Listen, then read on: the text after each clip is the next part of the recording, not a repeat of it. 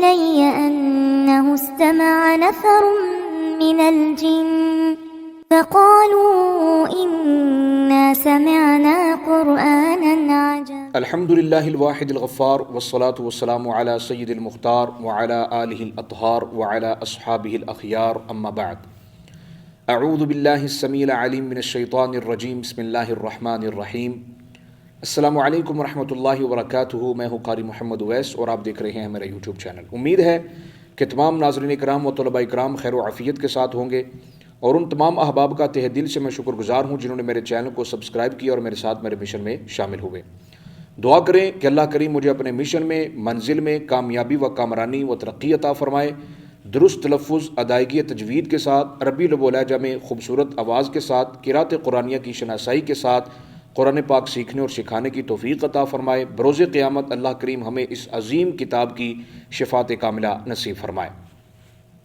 قرات سبع و عشرہ کورس کا آج ہمارا لیسن نمبر 47 ہے. آج کے سبق میں میں آپ کو ناظم العلام علامہ ابن جزری رحمہ اللہ کے مختصر حالات سے واقف کرواؤں گا. لازمی طور پر میرے سبق کو شروع سے آخر تک سماعت فرمائیں تاکہ کسی بھی قسم کا کوئی سوال آپ کے ذہن میں نہ رہے. سبق شروع کرنے سے پہلے اگر آپ میرے چینل پر نیو ہیں تو جلدی سے میرے چینل کو سبسکرائب کر دیں، ساتھ میں دی گئی گھنٹی کے نشان کو بھی دبا دیجئے تاکہ میری ہر نئی ویڈیو کا نوٹیفیکیشن بآسانی آپ تک پہنچ سکے. آئیے سبق کا آغاز کرتے ہیں. محترم واجب القدر ناظرین اکرام اور طلباء اکرام، آپ کا جو پورا اسم گرامی ہے وہ یوں ہے: حضرت علامہ شمس الدین والملہ ابو الخیر محمد بن علی بن یوسف الجزری شافعی رحمہ اللہ تعالی.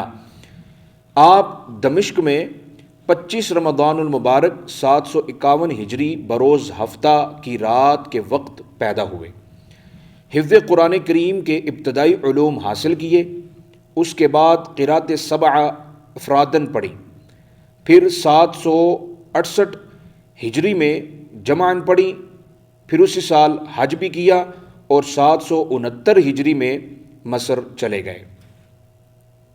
وہاں کی شیوخ سے تمام قراءات میں مہارت تامہ حاصل کی، پھر دمشق، قاہرہ اور اسکندریہ کے شیوخ سے فقہ اور حدیث وغیرہ کے علوم کی تکمیل کی اور متعدد بار قراءتیں آپ نے پڑھی. 785 ہجری تک 34 سال تحصیل علم میں مصروف رہے. آپ ملک شام کے 5 سال قاضی القضات بھی رہے اور کچھ عرصہ شیراز بھی قاضی رہے. آپ نے شیراز میں ایک مدرسہ قائم کیا، اس کا نام مدرسہ دار القراء رکھا، جس میں قرآن کریم اور قرات کی تعلیم ہوتی تھی. آپ 823 ہجری میں مکہ المکرمہ میں تشریف لے گئے.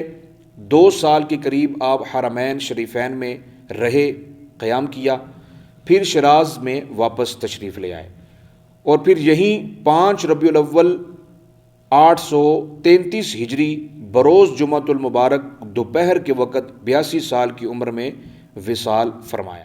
ساری عمر حصول علم اور علوم قرآن و علوم شرعی کی خدمت میں گزاری. آپ کی تدفین بھی مدرسہ دار القراء شیراز میں ہوئی. آپ کی تالیفات سب کی سب محققانہ ہیں. النشر 2 جلدوں میں آپ ہی کی تالیف ہے اور اس میں تمام اختلافی مسائل کی ایسی تحقیق اور چھان بین کی ہے، اس سے زیادہ ممکن نہیں کہ اس وقت سے لے کر آج تک اہل علم النشر کی تحقیق میں اعتماد کرتے چلے آ رہے ہیں.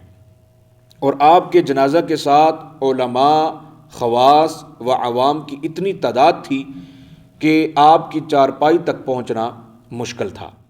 دعا کریں کہ اللہ کریم آپ کے درجات بلند فرمائے اور آپ کی جو خدمات ہیں علم قراءات کے اندر اللہ کریم قبول و منظور فرمائے اور اللہ کریم آپ کی بے حساب بخشش اور مغفرت فرمائے. اللہم اغفر لہم وارحمہم وادخلہم جنت الفردوس بغیر حساب. اگلے لیسن میں میری اور آپ کی ملاقات ہوگی. مجھ چیز کو اپنے دعاؤں میں یاد رکھیے. اللہ حافظ. السلام علیکم ورحمۃ اللہ وبرکاتہ. وداود وسليمان إذ يحكمان في الحرث